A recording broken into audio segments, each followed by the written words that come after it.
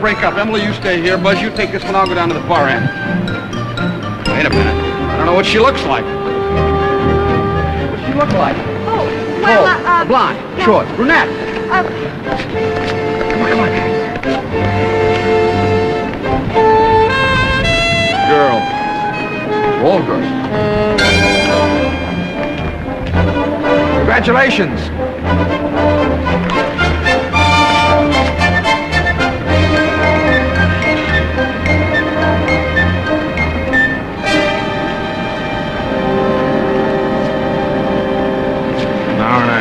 Kill. It's not too hard. I kill years. You still not gonna let me contact them? I'm not supposed to let you contact anybody. You're supposed to have some human feeling. My human feeling is to do the job the right way.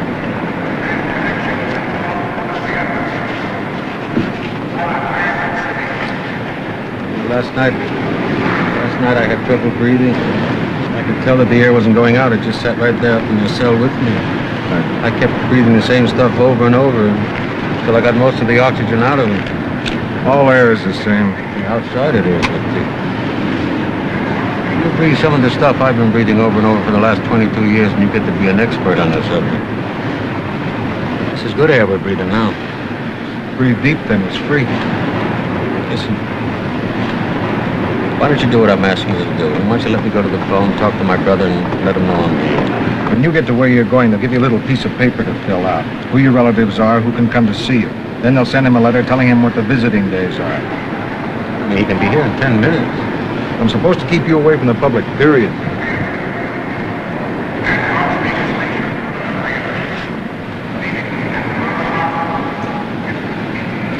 When I killed those two people, I was 17 years old.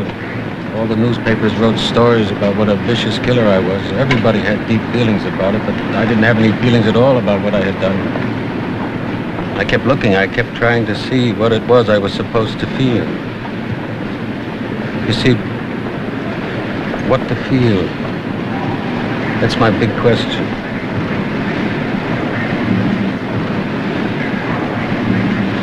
I had no mother and father at that time. I had one brother.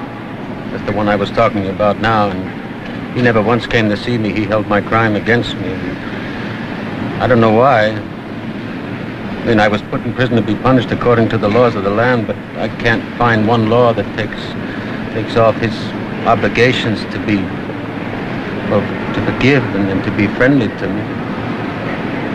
He's my only blood relation. And I thought if I could see him and I could talk to him about myself, then he would tell me something about myself that would explain my differences of opinion with society. Differences of opinion? Well, I don't believe I'm a monster. I do not believe that, and I just want to see my brother and tell him that face to face, that's all. 17 years. Since I'm 17 years old, he's never come to see me. What makes you think he'll come to see you now? Well, that's why I want to let you talk to him. Let me maybe talk to him. Then, well, it's like my personal voice and his personal ear, and then let me see him turn his back on me after that. I mean, what am I asking for? I want to sit down with him, and I want to talk to him, and I want him to tell me how I should feel, and maybe I would feel something, but I just don't feel anything. I must have some feeling.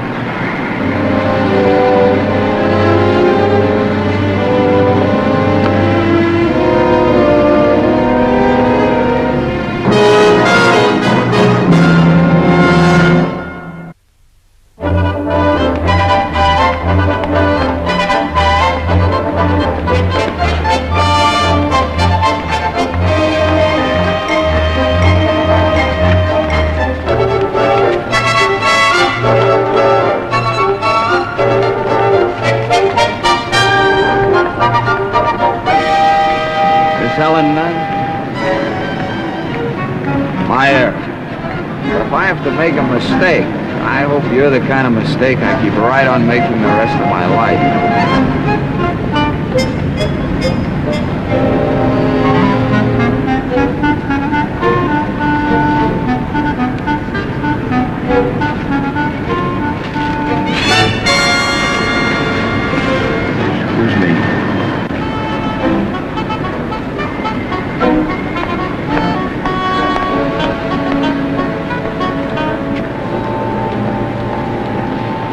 I don't give you the impression that I'm the kind of a fella that goes running around railroad stations pretending he's looking for a girl named Miss Helen Nunnally in order to meet some girl who's not Miss Helen Nunnally. Well, I try not to jump to conclusions. I really am looking for a girl. So was the wolf in Little Red Riding Hood. There you go. Leaping before you look. Well, if there's another explanation... Precisely why I'm here. Well, I'd be delighted to entertain any new evidence to the contrary. See, Helen Nunnally is a real girl. Helen Nunnally is a real-life American girl, somewhat like you, who lives in Chicago and who's coming to Cleveland to attend the wedding of her cousin. It all begins to fall into place. Now, Helen Nunnally has another cousin named Emily, who's going to this wedding with my best friend, and they thought since I wasn't otherwise engaged, it might meet all the requirements if I took cousin Helen Nunnally to this self-same wedding. Am I making myself clear? Oh, Crystal.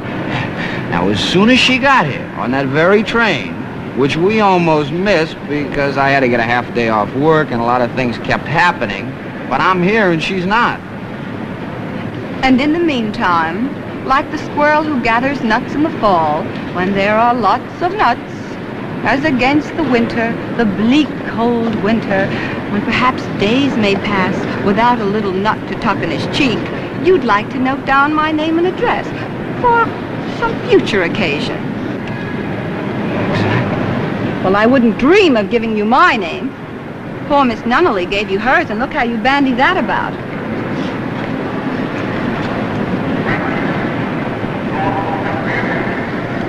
You think you'd recognize her off the beach? I never thought of that. Never?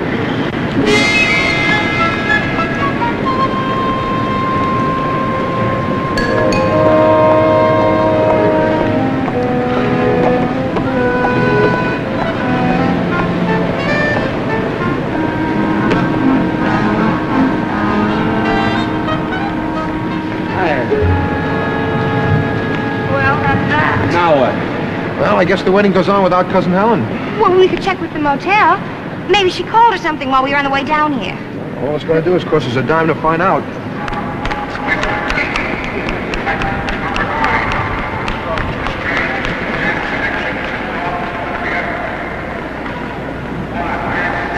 Oh, yes. Who's it from?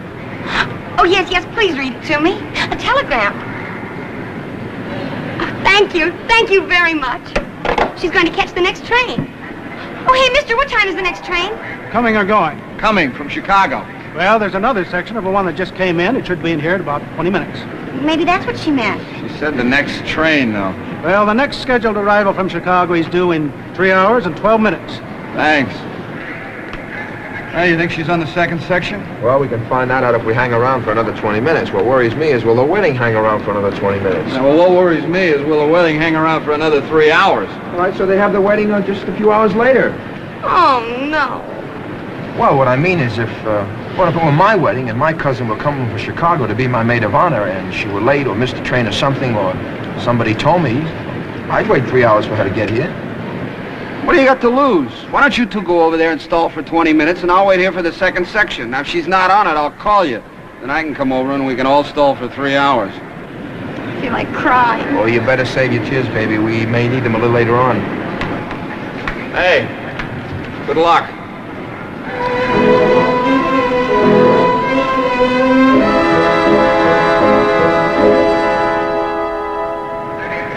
Hello? May I speak to Mr. Murdoch, please? Who's the... Murdoch. I'm sorry, there's a lot of noise here. Have they had the wedding yet? No, sir. You can still get her for the wedding. They're holding up for somebody who isn't here yet. Can you give a message to Mr. Murdoch for me? Yeah, that's M-U-R-D-O-C-K. M-U-R-D-O-C-K. Yeah, that's right. Yes, sir. Well, if you wait a minute, I'll see if I can find him. No, just give him a message for me. Tell him he's got to hold the fort for 3 more hours. Thanks.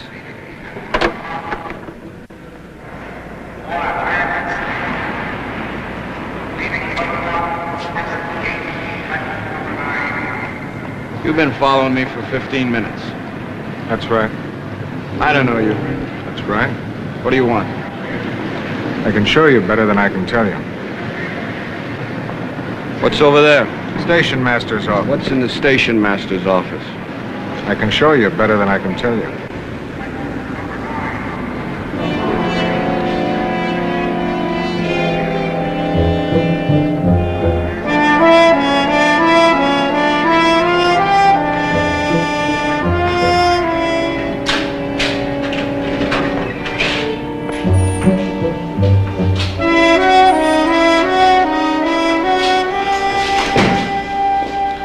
Do you have any ID on you?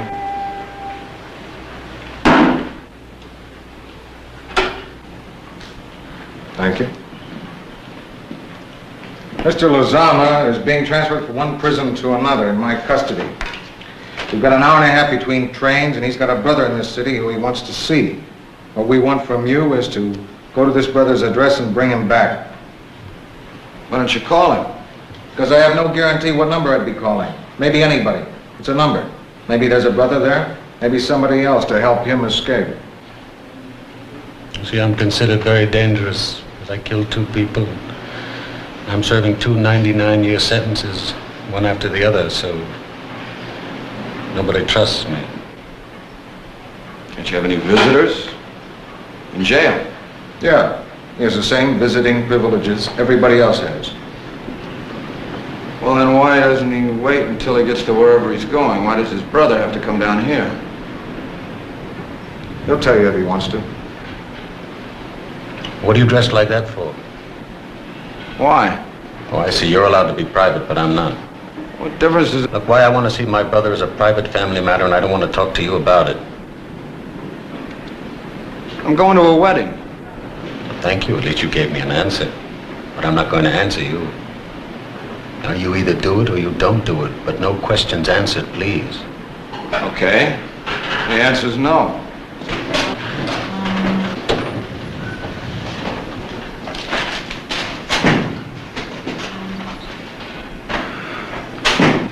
I'm sorry, but I don't want to get involved in something I don't know anything about. Enjoy yourself.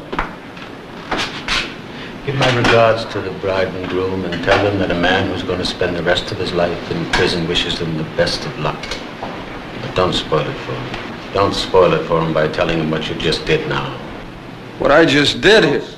Don't tell them just because I wouldn't discuss a private family matter with you that you refuse to do a simple favor.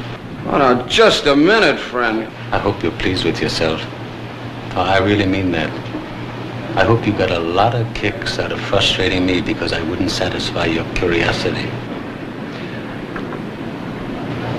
Well, I come in contact with more curiosity than yours every single day. Every time a guard passes my cell, he looks in it to satisfy his curiosity about what I'm doing. Now just think of that. In a place where the walls are 112 feet high and 40 feet thick. All the doors have holes in them. Bar. All night long they keep a light burning to satisfy their curiosity about what I do at night. Even when I sleep, people can look in on me to satisfy their curiosity about how I sleep. Every once in a while, they take me out and they question me for hours. They think I know something that they want to know and don't, and I tell them nothing. Because within their walls, I build walls of my own. I build walls of my mind. I build walls that they can't see through. You see, they shut me in, and I shut them out.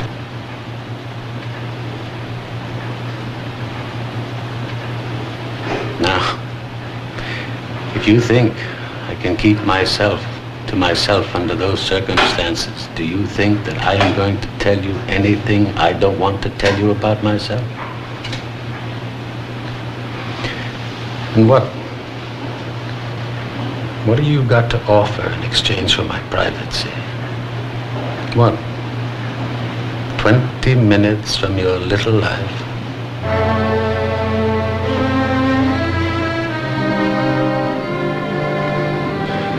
Give me the address.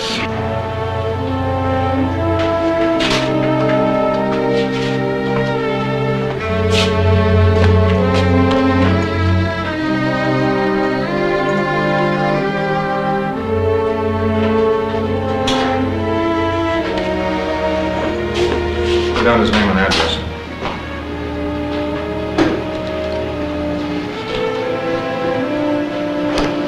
Put down his birthday. For identification. You have a car? No. Why don't you take a taxi? Give him a few dollars and I'll pay you later. It's all right. Mister, I'll take a taxi. I won't waste your time. I just wanted to say that if I seem crude in offering you money, you'll have to forgive me. It's just that I'm a self-educated man.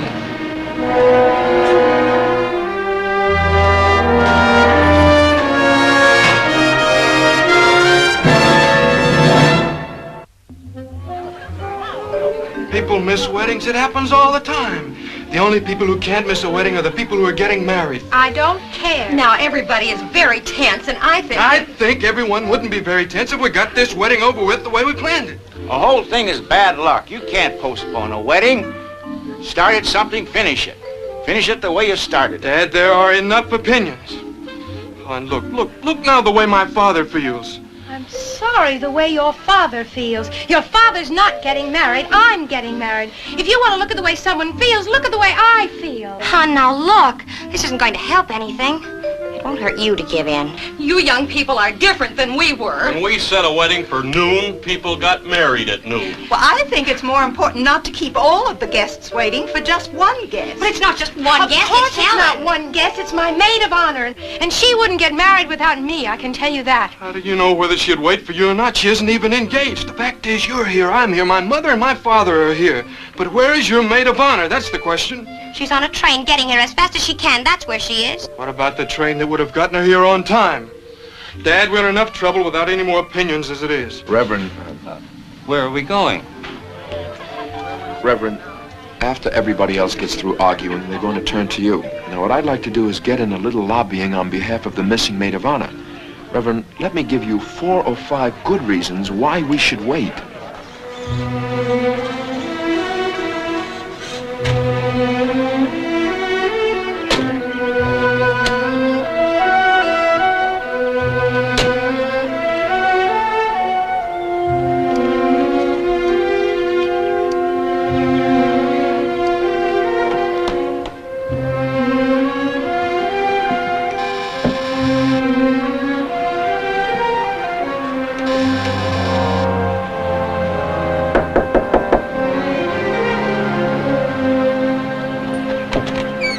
Looking for a man named Stanley Lezama.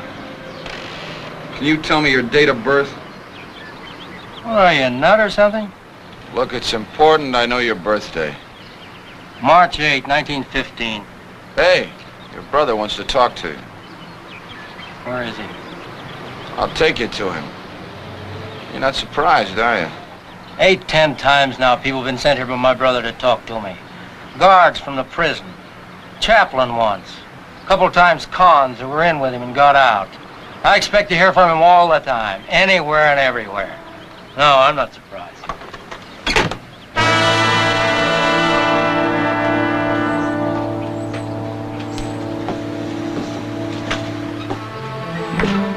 Have to put the jacket on. It's your cab? Yeah. If you pay him, we'll go in my car. Well, how am I going to get back here if I don't go in my car?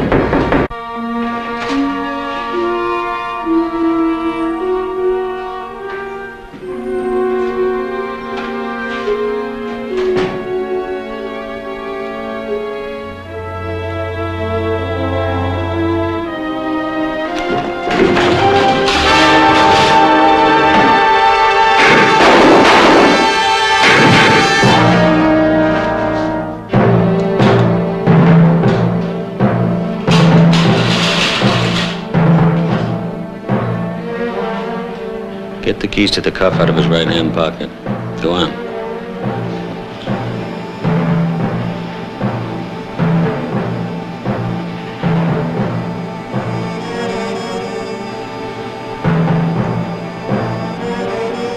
Now uncuff me.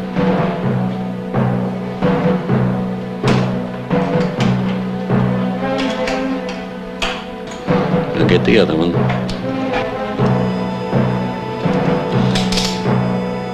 Give me the key. Now put a cuff on that hand.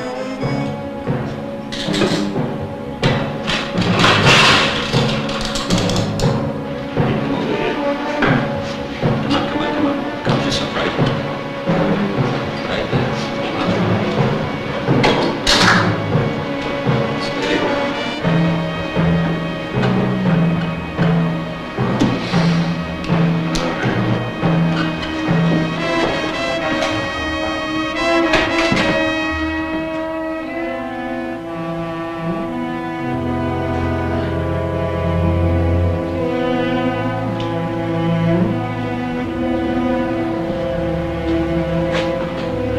Can you get up?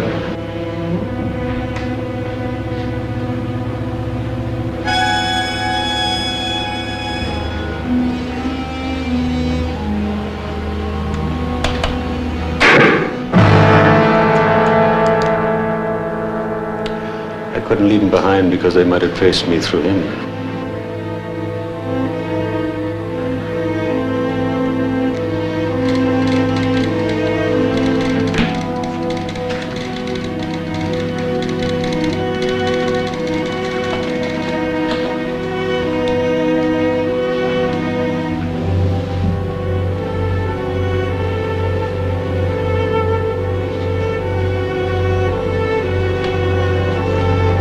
All right, now unlock the cuffs.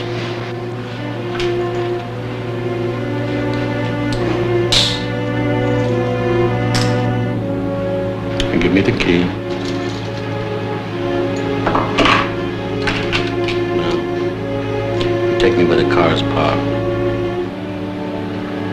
It'd be very foolish if you made me kill you, you know. You're a young man on the way to enjoy a wedding. All you have to do to stay alive is just take me where the car is parked.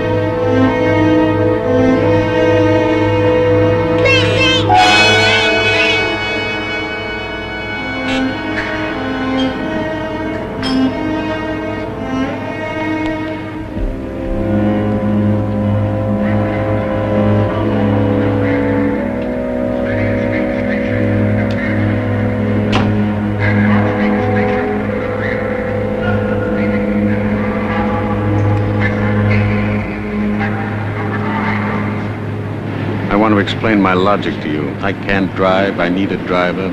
That's you.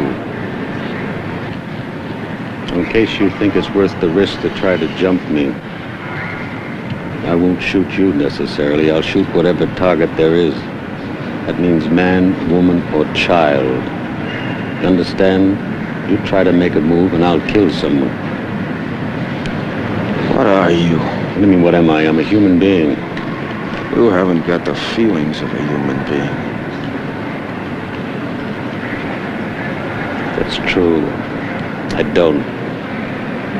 I'm human, but without feeling.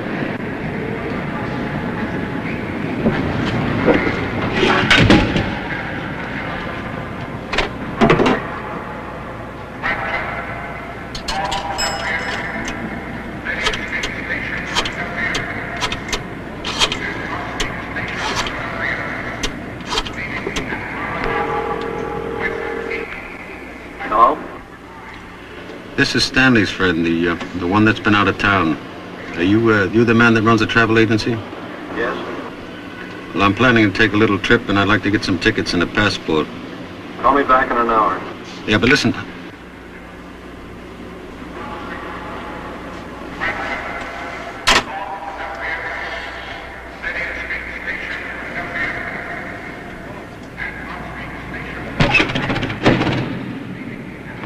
You better take me to the car.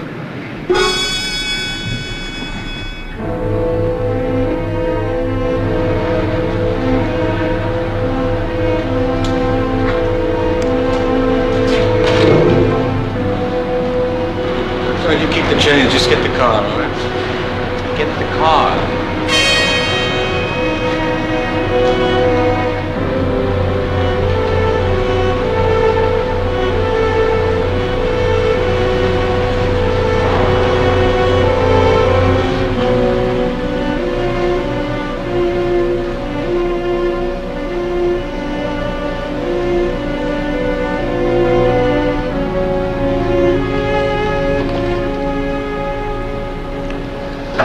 Read what it says there about the definition of a monster.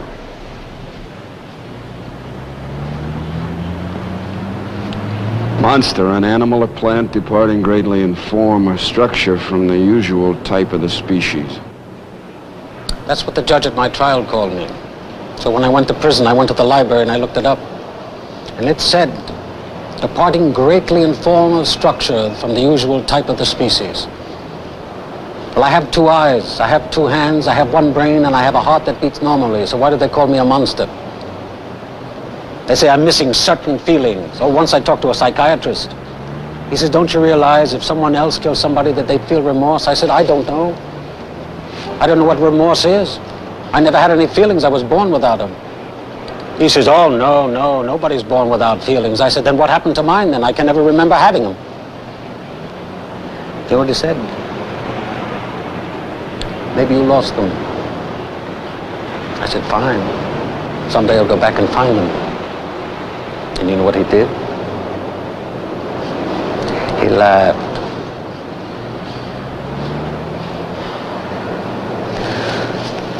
Turn to the next page and read what it says there. What is laughing? Well, what is laughing? Can you tell me? What does it mean to really laugh? I've asked a lot of people. I never met one person who could tell me.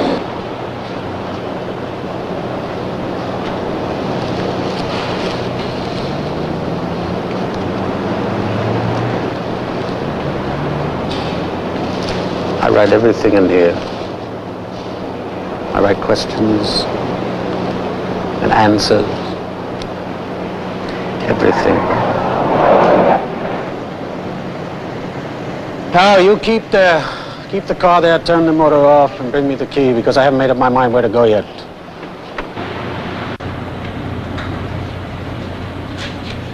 Thank you. I get in front.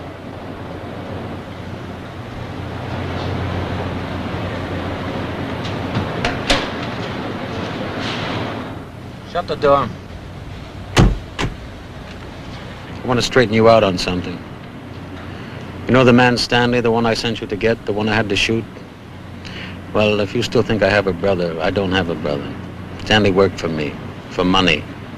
You see, about a year ago, I found out I was going to be transferred, so I had one of the guards get me the train's timetable. He thought it was funny, but I found out I had an hour-and-a-half layover in Cleveland. Then I sent out word that I had money put away in 2 different places. Later on, I sent out word again, telling where the small part was. And Stanley was working for me because he wanted to get his hands on the big money. Does that make you feel better? Does it? Do you realize he wasn't my brother? Here, you just drive me around till I decide exactly where we want to go.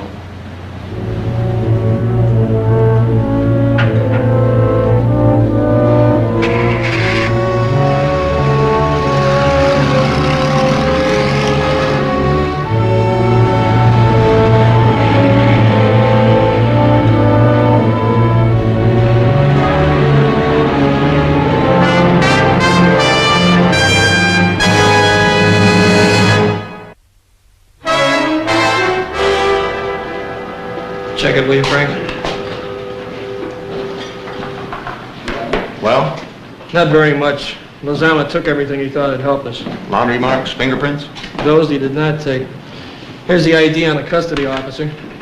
So we know that other body belongs to somebody who, on the face of it, had no business in here. Well, if we can run down who he is, that might tell us something. I called the prison. They're sending us copies of Lezama's picture by messenger. That'll help.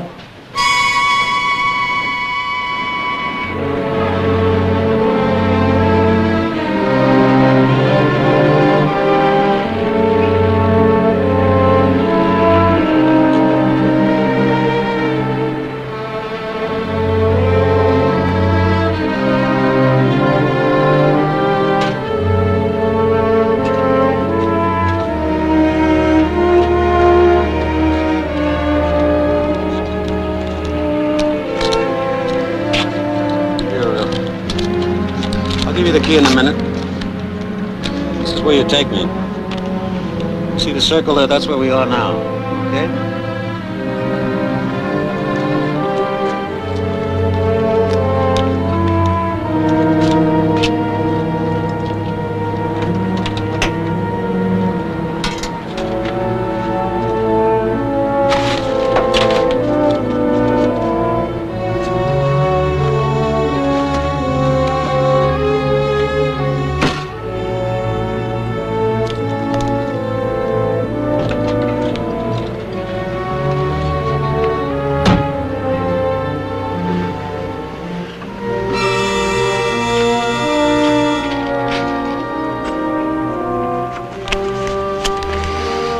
There's $8,000 or $9,000 here, but that's only a small part of it. There's over $100,000 hidden someplace else.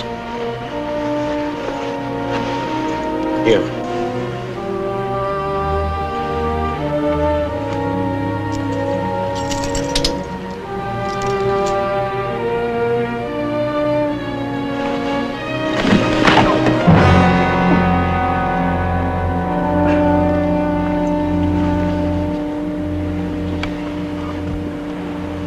Don't you think I understand how the world works? Nature, cruel nature, I lamented. The hawk mangles the sparrow, the fig eats the ass, and the tapeworm devours man, and that's the way it is. We'll make a truce, you and I. You let me live, and I'll let you live. Now, that's not a threat or a promise. That's just simple arithmetic. That's the one and one that adds up to the rest of your life. Here.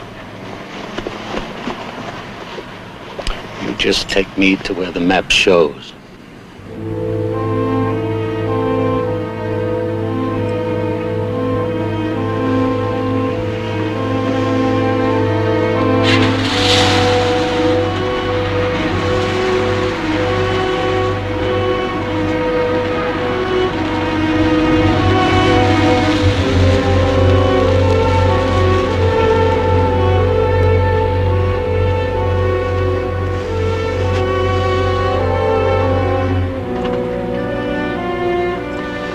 All right, now cuff yourself.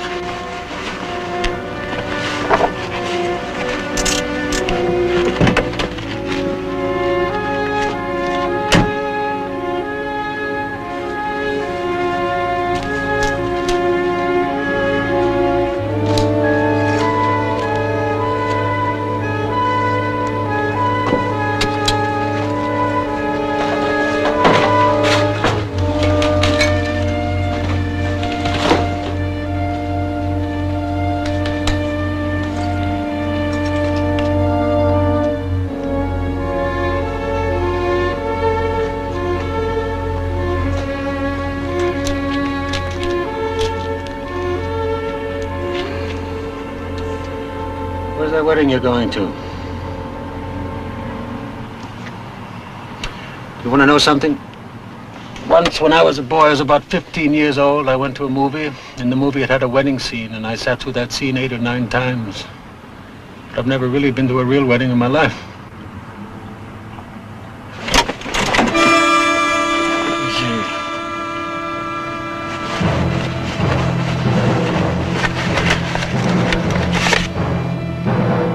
Easy.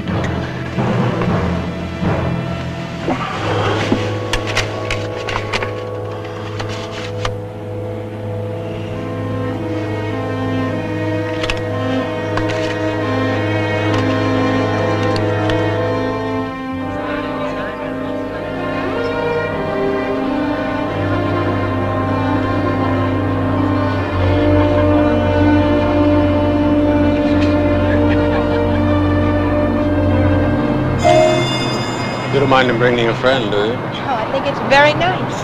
Thank you. I don't want to impose because I come from another country, so I don't know your country or the customs. But he knows my country, a little. Is it very different? Yes, it is. Nobody ever gets married there. You're teasing me. Am I teasing? No, he's telling the truth. See, where I come from, they keep the women in an entirely different place. Sometimes we see them. Sometimes they pass far off. Isn't that so? Yes, that's so.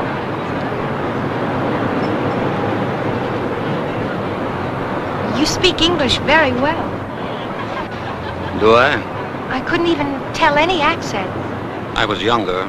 Until I was 17 years old, I studied your country very hard because I thought that I might live here. But circumstances have changed all that.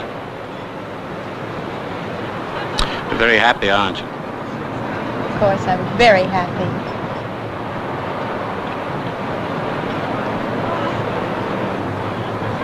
Is that the man you're going to marry?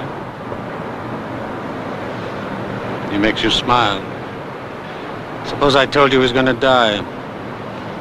Die? What do you mean, die?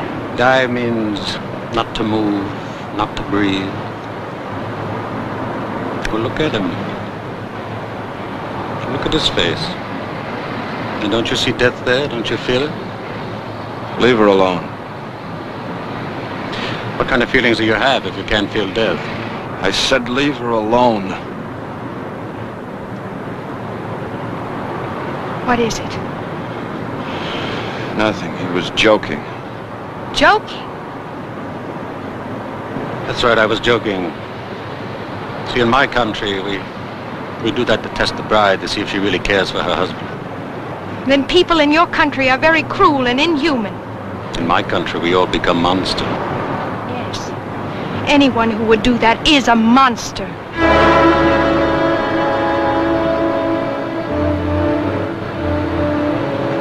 I think we better go. I'll take you to the car.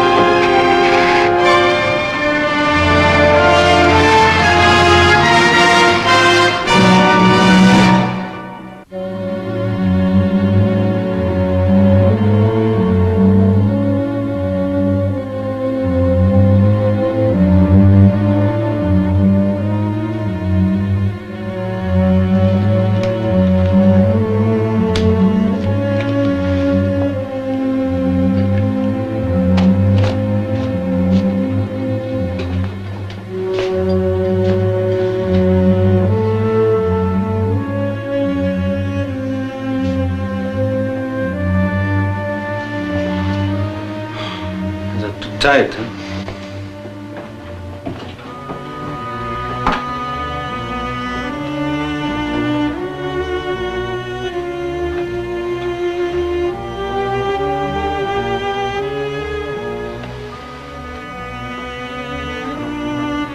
I was born in this house.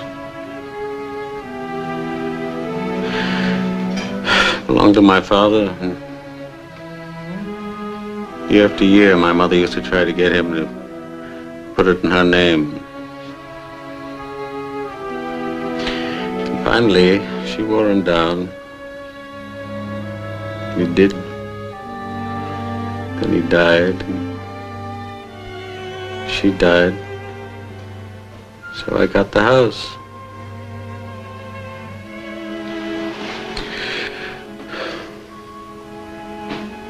Some people need a large place to sleep in. I'm fine in mine. I grew up in a cell. Night after night, I used to lie down in the bunk and pull the smallness in around me. And I used to put myself in a position that faced away from the door, so if anybody looked in to satisfy their curiosity, I presented my back to him as an insult. After a while, I arranged for Stanley to come and live in this house. I used to think about him walking around in it. He knew that the rest of the money was here somewhere. And I used to lie there in my cell. And I used to walk about the house with him in my mind. He searched, and I lay there in my cell and walked about the house with him. Once he went out in the garage, and he stood there and he looked around, and he looked up. All he saw was the rafters. He looked down, and all he saw was the concrete floor. Then he looked around, and all he saw was the walls. And he left. Stanley was the kind of man he never really saw. He never really looked. And I counted on that, because the money was in the garage all the time. It was up in the rafters. They were hollow, and it was inside. The money wasn't even covered on top. Stanley might have been a rich man if he would have climbed up the ladder. Every time he took his car in or out of the garage, he walked under the money.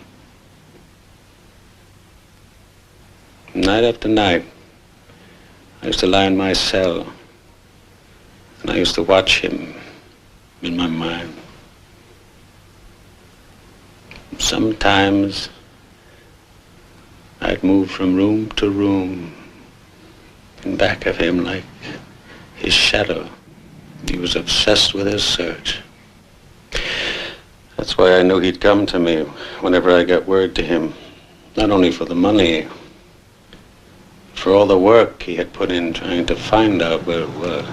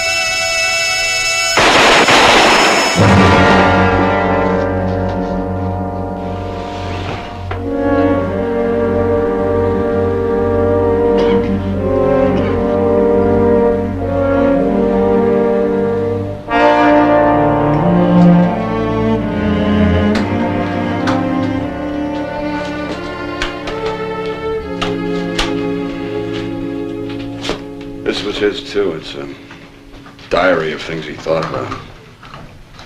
I never killed anyone except for logical reasons. I never had feelings to go by, so I couldn't kill them out of what I felt, only what I thought was good for me to do.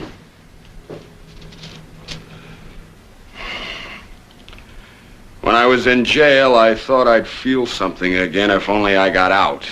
I'm out. No more walls. Outside. Now, why can't I feel something? The boy hates me. What is hate?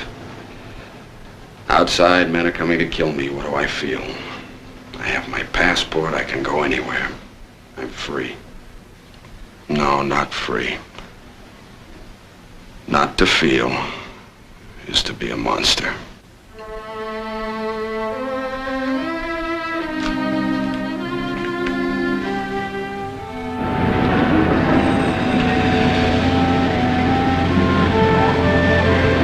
Dr. Livingston, I presume? I plead guilty. My name is Todd Stiles, and I think we're in a hurry.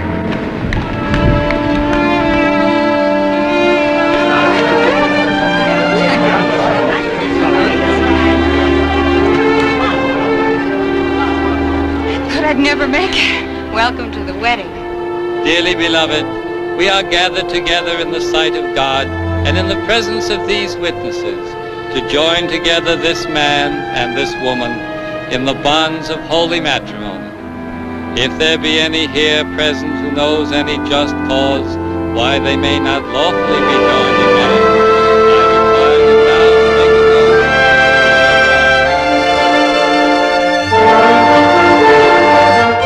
motion.